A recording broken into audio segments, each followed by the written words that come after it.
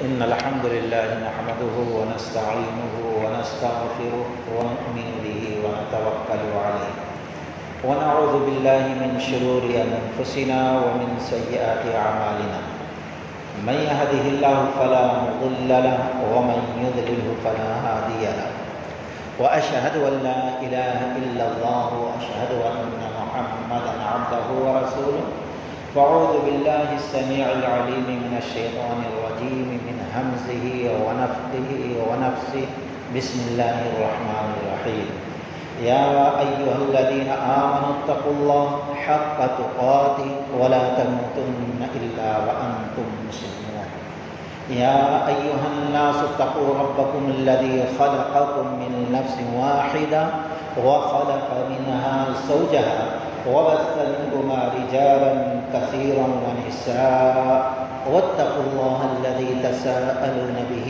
والأرحام إن الله كان عليكم رقيبا يا أيها الذين آمنوا اتقوا الله وقولوا قولا سديدا يصلح لكم أعمالكم ويغفر لكم ذنوبكم ومن يطع الله ورسوله فقد فاز فوزا عظيما أما بعد فإن خير الحديث كتاب الله وخير الهدي هدي محمد صلى الله عليه وسلم وشر الأمور محدثاتها وكل محدثة بدعة وكل بدعة ضلالة وكل ضلالة في النار وذكر فإن الذكرى تنفع المؤمنين رب اشرح لي صدري ويسر لي أمري واحلل عقدة من لساني يفقهوا قولي. تمام قسم کی تعریف سدا زندہ سلامت رب العالمین کے لیے سزاوار ہے. بعدہ درود السلام کا تحفہ اللہ کے حبیب محمد الرسول اللہ صلی اللہ علیہ وسلم پر نازل. رب العالمین کا بے انتہا فضل کرم ہے کہ اللہ تبارک و تعالی نے ہم لوگوں کو رحمتوں سے، برکتوں سے، مغفرتوں سے بھرا ہوا مہینہ عطا فرمایا ہے. اور اس مہینے کے روزے کے بارے میں کچھ باتیں پچھلے خطبے کو آ گئی تھی. امام احمد بن حنبل رحمۃ اللہ علیہ مسند احمد کے اندر نقل کرتے ہیں، راوی حافظ الحدیث ابو ہریرہ رضی اللہ تعالی عنہ کہتے ہیں کہ اللہ کے نبی علیہ الصلوۃ والسلام نے فرمایا الصیام والقرآن یشفعان یوم القیامہ. جب میدان محشر قائم ہوگا، نفسی نفسی کا عالم ہوگا، جس کا تذکرہ قرآن نے کہا یوم یفر المرء من اخیہ وامہ وابیہ وصاحبتہ وبنیہ لکل امرئ منہم یومئذ شأن یغنیہ. اس دن ایک شخص اپنے بھائی سے بھاگے گا، ماں اپنے بیٹے سے بھاگے گی، باپ اپنے بیٹے سے بھاگے گا، نفسی نفسی کا عالم رہے گا، ہر انسان دوسرے سے بھاگتا ہوا نظر آئے گا. وجہ کیا رہے گی؟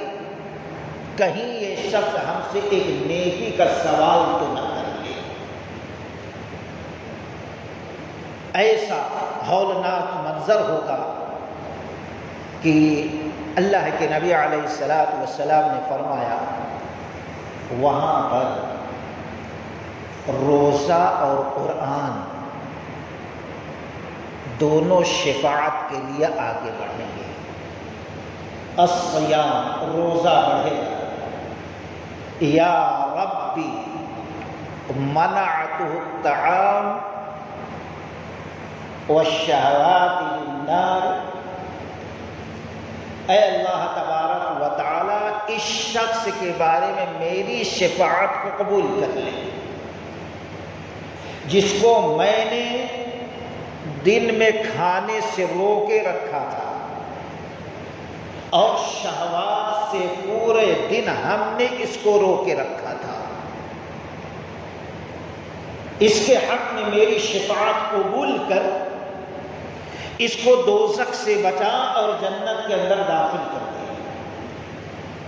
روزہ شفاعت کرتا ہوگا کہ قرآن آگے بڑھے گا، اے رب منعتہ، اے میرے رب اپنے اس بندے کے حق میں میری شفاعت قبول کر لے جس کو ہم نے رات میں سونے سے روکے رکھا، دوزخ سے بچا اور جنت کے اندر داخل کرنا۔ اللہ کے نبی علیہ السلام نے فرمایا فیشفعان، اللہ روزے کی بھی شفاعت اور قرآن کی بھی شفاعت قبول کرے گا۔ اب اس کو دوزخ سے بچا کر کہے گا اللہ لے جاؤ اس کو جنت کے اندر داخل کر دو۔ اللہ سے دعا کرو کہ اللہ ہم تمام لوگوں کو اس حدیث کا مصداق بنا دے، اس سے ہم آپ روزے کی اہمیت اور فضیلت کا اندازہ لگا سکتے ہیں دوستوں۔ اور دوسرے قرآن، یہ قرآن کی اہمیت اور فضیلت کے لیے صرف اتنا سمجھ لیں کہ قرآن جس مہینے میں نازل فرمایا رب نے، اس پورے مہینے کو اللہ نے رحمت والا، مغفرت والا، بخشش والا بنا دیا۔ ہر رات اپنے بندوں کی بخشش کرتے چلے جاتا ہے، دوزخ کے دروازوں کو بند کر دیتا، جنت کے سارے دروازوں کو کھول دیتا ہے، شیطان کو جکڑ دیا جاتا ہے۔ اور پھر جس رات کو اس قرآن کا نزول فرمایا، اس رات کو اللہ تبارک و تعالیٰ نے قدر کی رات، رحمت کی رات اور 1000 مہینوں سے بہتر رات قرار دیا ہے۔ اور جس جبریل کے ذریعے اس قرآن کو بھیجا، فرشتہ جبریل علیہ السلام سارے فرشتوں میں سب سے اونچا مقام حاصل کر لیے، روح الامین، روح القدس کہا گیا ان کو۔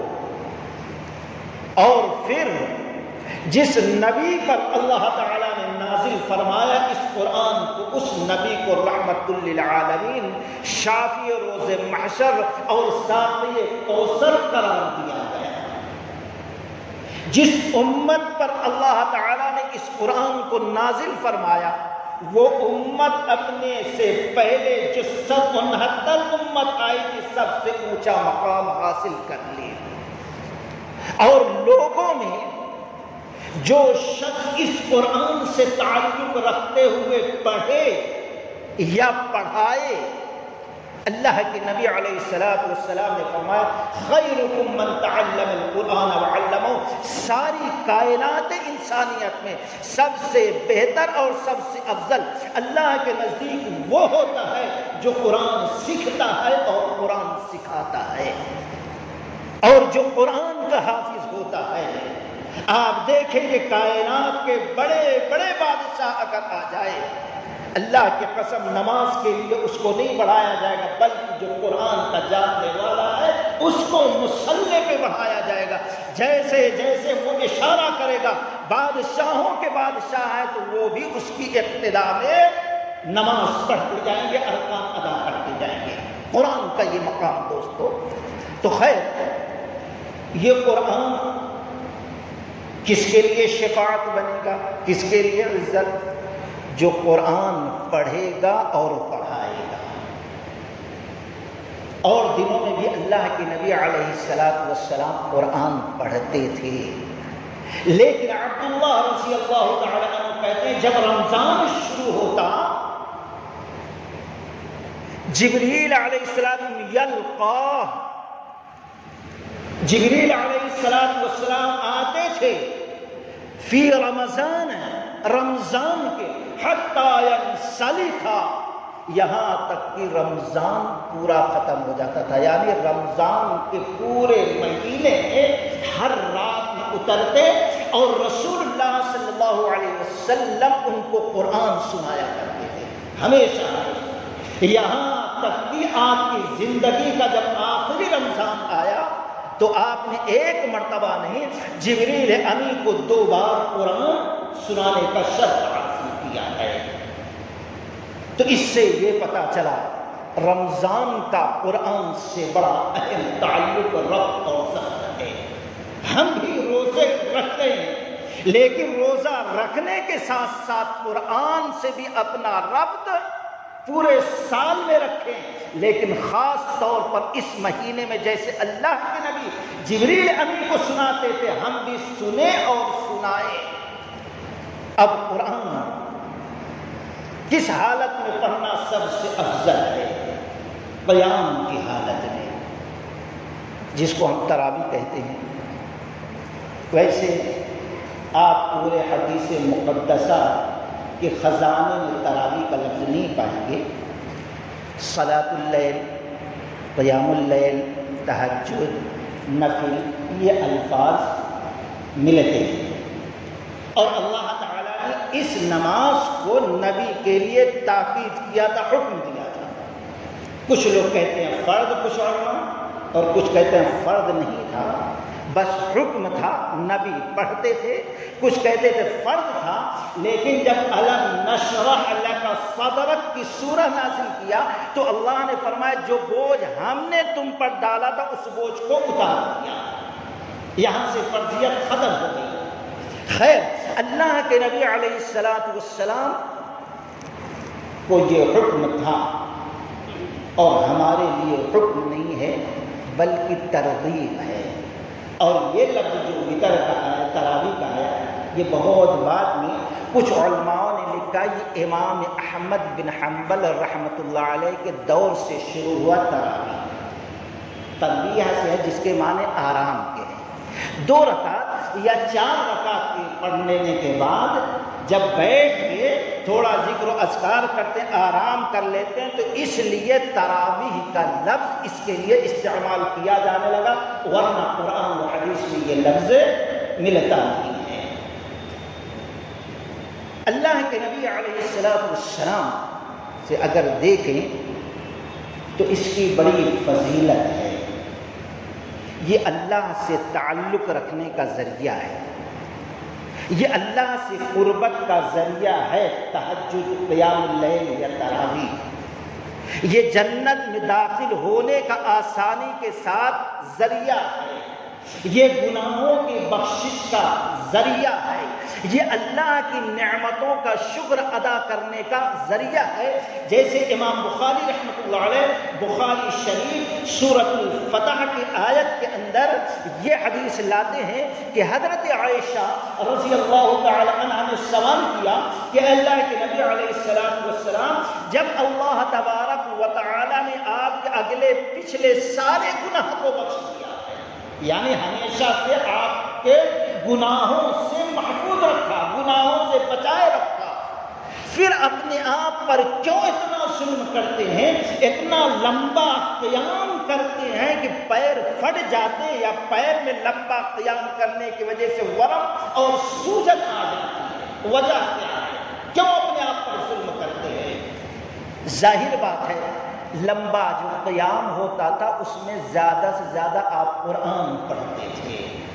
جیسے کہ ایک روایت میں ہے آپ صلی اللہ علیہ وسلم ایک مرتبہ کھڑے ہوئے سورہ بقرہ پڑھنے گئے، 2.5 پارہ، ابھی رکوع میں نہیں گئے، پھر اس کے بعد سورہ آل عمران پڑھنے گئے، ابھی رکوع آپ صلی اللہ علیہ وسلم نے یہ 2.5 پارہ ایک سورہ نساء پڑھا، سورہ بقرہ کے بعد سورہ نساء بھی تقریباً 1.5 پارہ پہ ہے، یہ 1.5 پارہ، یہ 1.25 پارہ، 3.5 پارے، پھر اس کے بعد ابھی آپ نے رکوع نہیں کیا، سورہ آل عمران شروع کیا، یہ 1.25 پارہ۔ اس طریقے سے تقریباً آپ صلی اللہ علیہ وسلم نے 5.25 پارہ پڑھا، اتنا لمبا قیام، پھر آپ نے رکوع کیا۔ اس حدیث پر غور کریں کہ قیام اللیل یا کوئی بھی نماز لمبا قیام یعنی زیادہ قرآن پڑھنا اللہ تعالیٰ کو زیادہ محبوب ہے۔ اس حدیث سے یہ بھی پتہ چلتا ہے جب آپ قرآن پڑھیں تو سورتوں کی ترتیب کوئی ضروری نہیں، کیونکہ ترتیب ضروری ہوتی، تو اللہ کے نبی سورہ بقرہ کے بعد سورہ آل عمران ہے اس کو پڑھتے، لیکن سورہ آل عمران نہیں پڑھے، سورہ نساء چھوڑ کر پڑھے، پھر اس کے بعد واپس آ کر سورہ آل عمران۔ واضح طور پر جو آسان ہو، جس میں سہولت ہو، پڑھنے والا وہ حساب سے پڑھے، سورتوں کی ترتیب ضروری نہیں ہے۔ تو خیر، اللہ کے رسول صلی اللہ علیہ وسلم سے سوال ہوا کیوں اتنا لمبا قیام تہجد میں قیام اللیل، جبکہ بخشے بخشائے ہیں، معصوم ہیں؟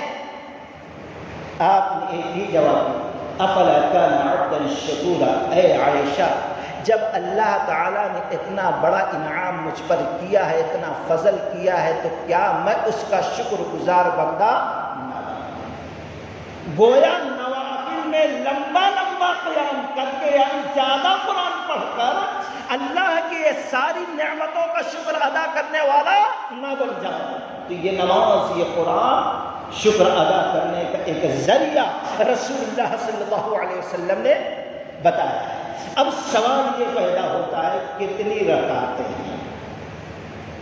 آج اختلاف، لڑائی جھگڑے، بحث مباحث، یہ فرض نہیں ہے، نفل ہے۔ اصل تو فرض نمازیں ہیں۔ فرض نمازوں کے بارے میں کوئی نہیں پوچھتا، بھائی فجر کی نماز پڑھے، کہاں پڑھے؟ پورا سال 11 مہینہ گزر جاتا ہے، لیکن بھائی تراویح ہو رہی ہے، ارے نہیں ہو رہی، ایسا اس کو گری نظر سے سمجھتے، کچھ دیکھا ہی نہیں۔ فرض کبھی بھی نہ پڑھے، کوئی نہیں سوال کرتا۔ جبکہ اگر فرض نماز نہیں ہے تو اللہ کی قسم روزہ بھی قبول نہیں۔ یہ آپ پوری زندگی تہجد پڑھے تو وہ بھی ثواب قبول نہیں۔ کلمہ توحید کے بعد اگر کوئی عمل ہے تو وہ ہے فرض نماز۔ جیسا کہ عبداللہ بن عباس، حضرت معاذ رضی اللہ تعالیٰ عنہ کو اللہ کے نبی علیہ السلام یمن بھیجنے لگے، کچھ نصیحتیں کی اور پھر کہا لوگوں کو کلمہ شہادت کی دعوت دینا، وہ قبول اگر کر لیں، ان اللہ فرض علیہم صلاۃ خمس صلاۃ فی کل یوم و لیلہ، اگر لوگ قبول کر لیں کلمہ شہادت، کلمہ توحید کو، اب ان کو بتانا کہ اللہ نے ان پر دن اور رات میں 5 وقت کی نماز کو فرض قرار دیا ہے۔ اگر کوئی شخص اس کو فرض نہ سمجھے تو اسلام سے خارج، اور اگر سستی اور کاہلی سے نہ پڑھے، اللہ کے نبی علیہ السلام کی حدیث ہے ترمذی کی، العہد الذی بیننا وبینہم هو الکفر والشرک۔ آپ نے فرمایا کافروں سے ہمارا عہد و پیمان ہے کہ اگر کوئی شخص نماز پڑھتا ہے تو مومن، اگر کوئی شخص چھوڑ دیتا فمن ترکہا فقد کفر، اور جس نے نماز کو چھوڑ دیا وہ کفر کیا۔ کفر اور ایمان، اسلام اور شرک کے اندر اللہ کے نبی علیہ السلام نے یہ فرق بیان کیا۔ جب فرض نماز پڑھ کر آپ اعمال کی قبولیت کا دروازہ کھولیں گے نہیں، آپ لاکھ نوافل پڑھیں، روزے رکھیں، قرآن کی تلاوت کریں، صدقہ خیرات کریں، کوئی چیز قابل قبول نہیں ہے۔ تو سب سے اہم جو نماز ہے فرض نماز ہے، اس کے بعد یہ نوافل کا معاملہ آتا ہے۔ اللہ کے نبی علیہ السلام نے فرمایا کہ فرض نماز کے بعد سب سے افضل نماز رات کی نماز یعنی تہجد کی نماز ہے۔ ابو ہریرہ رضی اللہ تعالیٰ عنہ کہتے ہیں کہ کان رسول اللہ صلی اللہ علیہ وسلم یرغب فی رمضان ان یأمرہ، اللہ کے نبی علیہ السلام رمضان میں قیام کا حکم نہیں دیتے تھے، ان یأمرہ حکم نہیں دیتے تھے کہ تم تہجد پڑھو ہی پڑھو، لازم ہے، تم تراویح پڑھو تمہارے اوپر فرض، ایسا حکم نہیں دیتے۔ ہاں یرغب ترغیب دیتے تھے، فضیلت بیان کرتے تھے۔ آگے حدیث، نبی لوگوں کو رمضان میں قیام اللیل کی ترغیب دیتے ہوئے کہا من قام رمضان ایمانا وَاحْتِسَابًا غُفِرَ لَهُ مَا تَقَدَّمَ مِنْ ذَنْبِهِ، جو شخص رمضان کے اندر قیام کرتا ہے ثواب کی نیت سے ایمان کے ساتھ، تو اس کے پچھلے جتنے چھوٹے گناہ رہتے سب اللہ بخش دیا کرتا ہے۔ یہ قیام اللیل کی فضیلت ہے۔ شرط یہ ہے ایمان درست ہو اور نیت درست ہو، جب اللہ یہ مقام عطا کرتا ہے۔ اب کتنی رکعت ہے یہ؟ تو واضح طور پر جس حدیثوں کو ہر مرتبہ پھر اگر تھوڑا بھی ایمان ہے، اللہ کا ڈر ہے، تو وہ علماء بھی ان احادیثوں کو قبول کرنے پہ مجبور ہو گئے ہیں۔ پہلے بخاری شریف کی روایت، حضرت ابو سلمہ بن عبد الرحمن رضی اللہ تعالی عائشہ رضی اللہ تعالی عنہ سے سوال کرتے ہیں کہ اللہ کے نبی علیہ السلام رمضان میں کیفیت کیا تھی رات میں نماز پڑھنے کی؟ رمضان کی رات میں کیسے نماز پڑھتے تھے، کتنی پڑھا کرتے تھے؟ تو بڑا پیارا جواب دیتی ہے، ما کان یزید رسول اللہ صلی اللہ علیہ وسلم رمضان ولا فی غیرہ۔ اے ابو سلمہ، تم رمضان کے رات کے بارے میں سوال کرتے ہو، لیکن رمضان ہو غیر رمضان ہو، علی 11 رکعۃ، اللہ کے نبی علیہ السلام انہوں نے کیفیت پوچھی تھی کیسے پڑھتے ہیں، صرف رمضان کی، لیکن عائشہ رضی اللہ تعالی عنہا قیامت تک آنے والے جو لوگ اختلاف کرتے ہیں ان کے لیے دلیل بنا دی کہ رمضان ہو غیر رمضان ہو 11 رکعت سے زیادہ رسول اللہ صلی اللہ علیہ وسلم نہیں پڑھا کرتے تھے۔ گویا ہم صرف سمجھتے ہیں رمضان میں یہ کوئی خاص نماز ہے تراویح کی طرح، نہیں، غیر رمضان میں بھی یہ نماز ہے، رمضان میں بھی کوئی خاص نماز نہیں ہے جس کو رمضان کے اندر اللہ نے مقرر کیا ہے۔ اسی لیے ایسے لوگوں کو پیغام دینے کے لیے عائشہ رضی اللہ عنہ کہتے رمضان ہو غیر رمضان ہو 11 رکعت ہی پڑھا کرتے تھے، اور پھر اس کے انداز کا اللہ کے نبی جو پڑھتے تھے طریقہ بیان کرتے ہیں کہ اللہ کے نبی علیہ السلام اتنی خوبصورتی کے ساتھ لمبی لمبی 4 رکعتیں پڑھتے تھے کہ اس کے بارے میں پوچھو ہی مت۔ مطلب لمبا قیام کرتے تھے، بڑے آرام سے قرآن پڑھتے تھے، اور پھر مسل لیتے نہیں بلکہ سکون رہتا تھا، آرام سے رکوع، آرام سے سجود، آرام سے دونوں سجدوں کے درمیان دعائیں، آرام سے تشہد، یہ ساری چیزیں بڑے سوال یعنی اچھے سکون کے ساتھ کیا کرتے۔ پھر اس کے بعد 4 رکعت پڑھا کرتے۔ اور ایک روایت مسلم کی ہے کہ اللہ کے نبی علیہ السلام اٹھے، شروع میں 2 رکعت ہلکی پڑھے، پھر اس کے بعد میں 2 رکعت تھوڑا لمبی پڑھے، ایک دم لمبی، پھر اس کے بعد 2 رکعت اس سے کم، پھر اس کے بعد آخر کی 2 رکعت اس سے کم۔ تو اس سے کچھ علماؤں نے نکالا ہے جب ہم آپ پڑھانے ٹھہرے ہیں تو کہیں لوگ ڈر کے بھاگ نہ جائیں، امام صاحب لمبی کر دیا، ابھی 2 ہی پڑھے، یہ حالت ہے نہیں، اس لیے پہلے شروع کے مختصر 2 پڑھ دیں تاکہ بعد کے لیے بھی لوگ ٹھہرے، ہاں مختصری نماز ہوگی۔ پھر اس کے بعد اللہ کے نبی علیہ السلام عائشہ رضی اللہ عنہ کہتے ہیں کہ وتر پڑھتے تھے۔ یہ طریقہ آپ اس سے واضح طور پر پتہ چلا یہ قیام اللیل، تہجد، وتر، رمضان غیر رمضان میں 11 رکعت سے زیادہ نبی نہیں پڑھے۔ اور دوسری روایت جو عمر رضی اللہ تعالیٰ عنہ کے اوپر ڈالی جاتی ہے، نہیں، عمر رضی اللہ تعالیٰ عنہ کے زمانے میں 20 رکعت پڑھتے تھے۔ کیا یہ صحیح ہے؟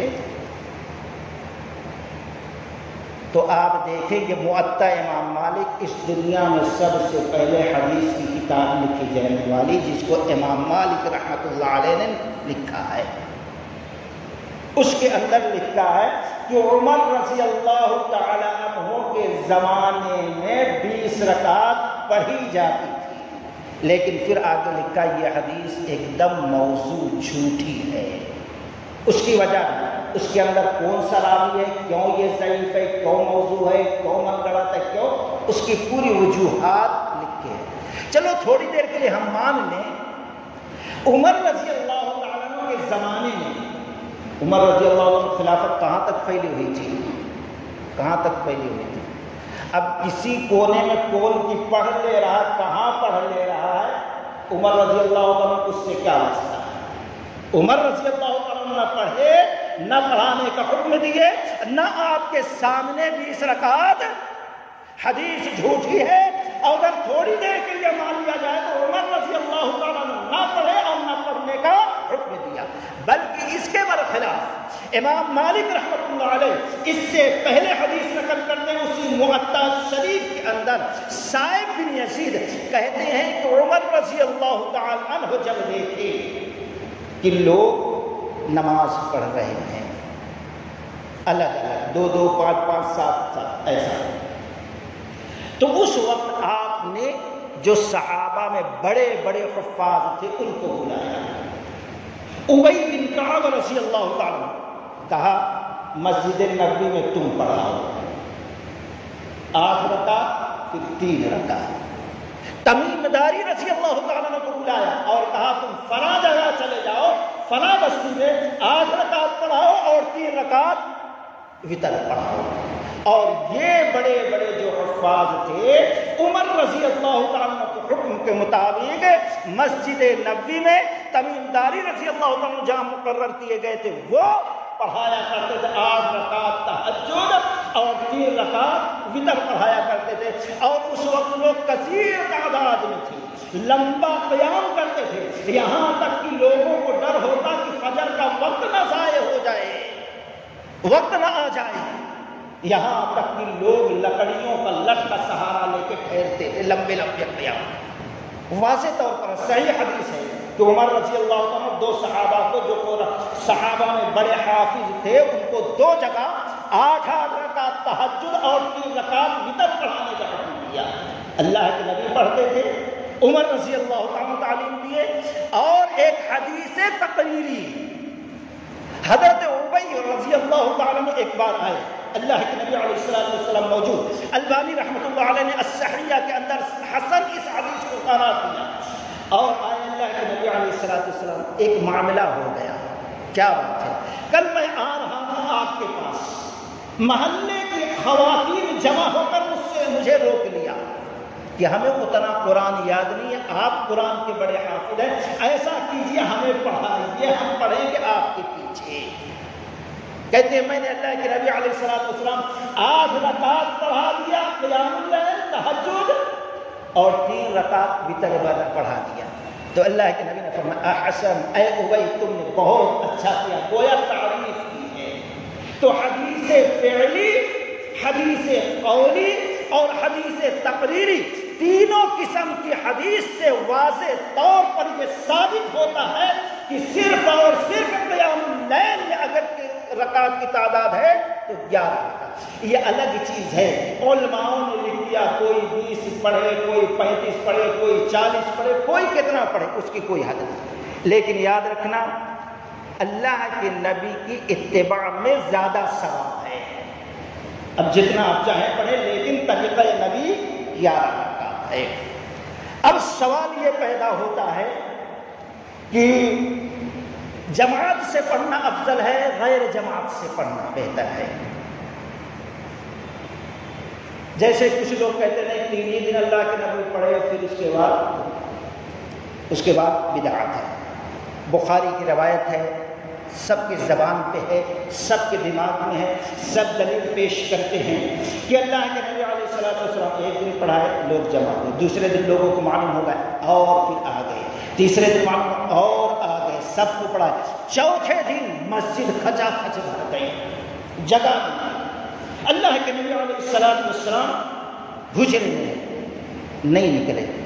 صحابہ کرام یعنی اشارہ کر رہے خاص کہ نبی کو معلوم ہو لوگ جمع، لیکن آپ نہیں نکلے. صبح جب نکلے تو آپ نے فرمایا تم لوگوں کا یہاں جمع ہونا مجھے معلوم، میں اس لیے نہیں نکلا کہیں اللہ تعالیٰ اس نماز کو فرض نہ قرار دے. یہ نفل ہے، فرض قرار دیا تمہارے اوپر بھاری ہوگا اس لیے. تو اللہ کے نبی علیہ السلام 3 ہی دن پڑھنا ہے جماعت کے ساتھ، اس لیے نہیں نکلے. فرض نہ ہو جائے یہ وجہ آپ نے بیان فرمائی نہ نکلنے کی. چلیے یہ حدیث 3 دن لگاتار نکلے، بخاری کی روایت ہے. ابو ذر رضی اللہ تعالیٰ اور نعمان رضی اللہ تعالیٰ یہ 2 حدیث کے راوی. ابو داؤد، ابن ماجہ، نسائی ان حدیثوں، ترمذی یہ حدیث کی 4 کتابوں میں دیکھی گئی. ابو ذر رضی اللہ تعالیٰ کہتے ہیں سننا مع رسول اللہ صلی اللہ علیہ وسلم، ہم نے روزہ رکھا اللہ کے نبی علیہ السلام کے ساتھ رمضان کے مہینے میں. 22 رات گزر چکی تھی، 23ویں رات آئی. ابھی تک پہلے رمضان سے لے کے اب تک اللہ کے نبی علیہ السلام نہیں نکلے تھے. 23ویں رات آئی تو آپ صلی اللہ علیہ وسلم آئے، آپ نے قیام کیا، ہم نے آپ کے ساتھ قیام کیا اور آدھی رات تقریباً قیام رہا.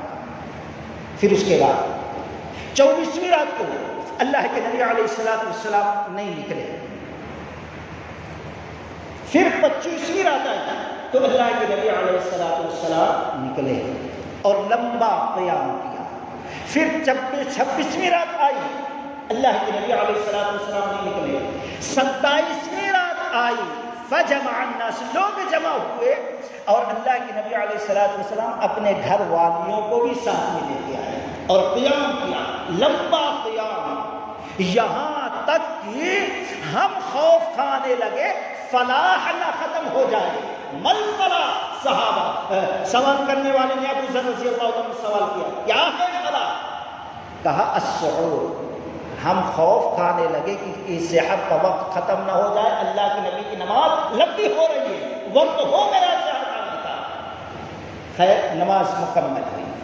لوگوں نے کہا اللہ کے نبی علیہ السلام کاش کی باقی راتوں میں بھی آپ اسی طریقے سے قیام کریں با جماعت تو بہتر.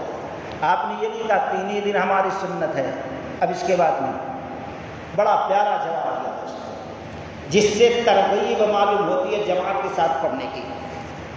آپ صلی اللہ علیہ وسلم نے فرمایا من قام مع الامام حتی ینصرف یعدل. آپ صلی اللہ علیہ وسلم نے فرمایا جو شخص امام کے ساتھ قیام کرے گا کب تک؟ حتی ینصرف، یہاں تک کہ 2 رکعت پڑھ کے چلا جائے نہیں، 4 رکعت پڑھ کے چلا جائے نہیں، 6 رکعت پڑھ کے چلا جائے نہیں، حتی ینصرف، یہاں تک کہ امام نماز پڑھا کر فارغ ہو جائے. جتنا اس کو پڑھانا تھا پڑھا دیا، 8 رکعت کی 11 رکعت، نماز مکمل ہو گئی.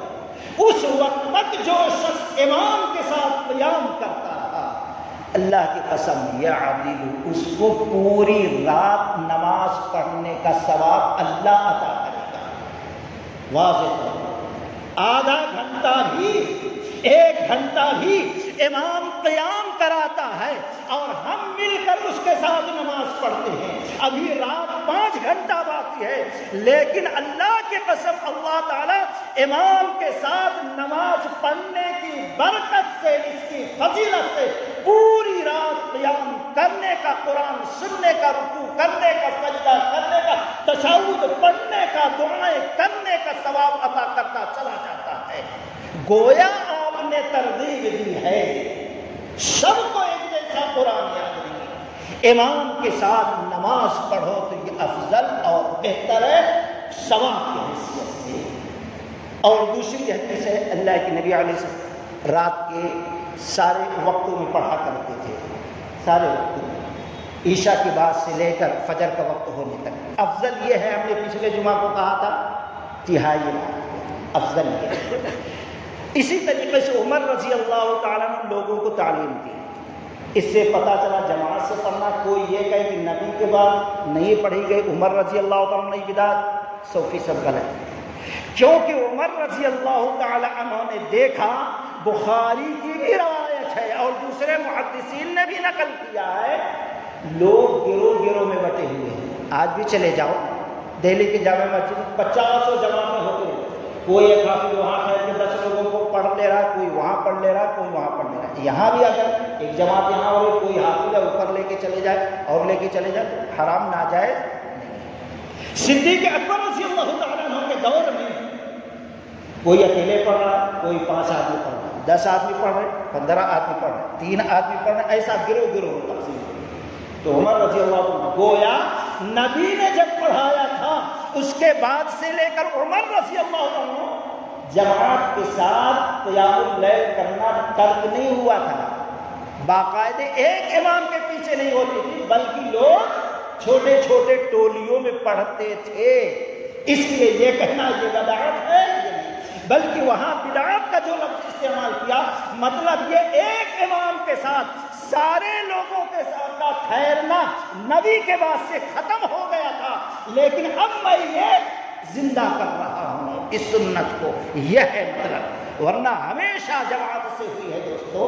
تو اس سے پتہ چلا عمر رضی اللہ تعالیٰ عنہ دیکھتے ہیں، کہتے ہیں کاش ان لوگوں کو معلوم ہو جائے تہائی رات کے آخری حصے میں کتنا ثواب ہے تو بہتر، یعنی اس رات اللہ کے نبی اس وقت زیادہ تر پڑھتے تھے، ترغیب ہے، فضیلت ہے عمر رضی اللہ عنہ۔ تو اب اکیلے پڑھا جائے یا کہ جماعت کے ساتھ پڑھا جائے، کیا بہتر ہے؟ تو سب سے پہلی چیز یہ ہے کہ ہم جب پڑھنے ٹھہرتے ہیں تو خشوع اور خضوع کس وقت رہتا ہے، دل کس وقت لگا رہتا ہے۔ اللہ تعالیٰ نے جہاں ایمان والے کامیاب ہوں گے، جنت الفردوس کے وارث ہوں گے، صفت بیان کرنا شروع کیا تو کہا قد افلح المؤمنون الذین هم فی صلاتهم خاشعون، کامیاب ہوں گے وہ مومن جو اپنے نمازوں میں خشوع اور خضوع برتے ہوں گے، دل لگا کے پڑھیں گے، سکون کے ساتھ پڑھیں گے، ایمان کے ساتھ پڑھیں گے، سارے ارکان کو صحیح طور پر ادا کر کے پڑھیں گے۔ جماعت کے ساتھ اگر یہ دلوں کی کیفیت ہے تو الحمدللہ، اگر اکیلے ہیں یہ دل کی کیفیت، شرط کیا ہے؟ خشوع اور خضوع کس وقت رہتے ہیں، کب آپ تر و تازہ رہتے ہیں، کب آپ دل لگا کے نماز پڑھ سکتے ہیں، اس وقت یہ نماز پڑھنا بہتر اور افضل ہے دوستو۔ خیر، ہم نے کہا قرآن کا تعلق اس رمضان سے بڑا گہرا ہے۔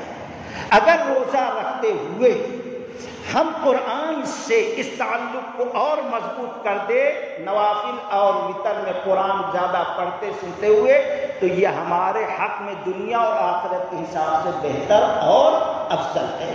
اللہ تعالیٰ سے دعا ہے کہ اللہ تعالیٰ ہم تمام لوگوں کو قرآن و سنت کے موافق زندگی گزارنے کی توفیق رفیق عطا فرمائے۔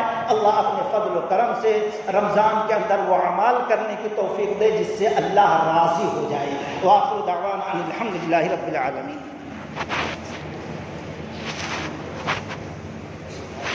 الحمدللہ وحدہ والصلاة والسلام علی من لا نبی بعدہ۔ بھئی ایک اور سوال ہوتا ہے، وتر کے بعد کچھ نماز پڑھ سکتے کہ نہیں؟ واضح طور پر حدیث ہے، حضرت عبداللہ رضی اللہ تعالیٰ عنہ کہتے ہیں کہ اللہ کے نبی علیہ السلام نے فرمایا اجعلوا صلاتکم، تم جو بناؤ وتر کی نماز کو آخری صلاتکم اللیل، رات کی آخری نماز، یعنی اب وتر کے بعد کوئی نماز نہیں ہے۔ اور پھر ایک حدیث میں ہے کہ اللہ کے نبی علیہ السلام وتر کے بعد 2 رکعت بیٹھ کر نماز پڑھے۔ اللہ کے نبی لوگوں کو یہ کہہ رہے ہیں اور خود یہ کر رہے ہیں، تو کیسا؟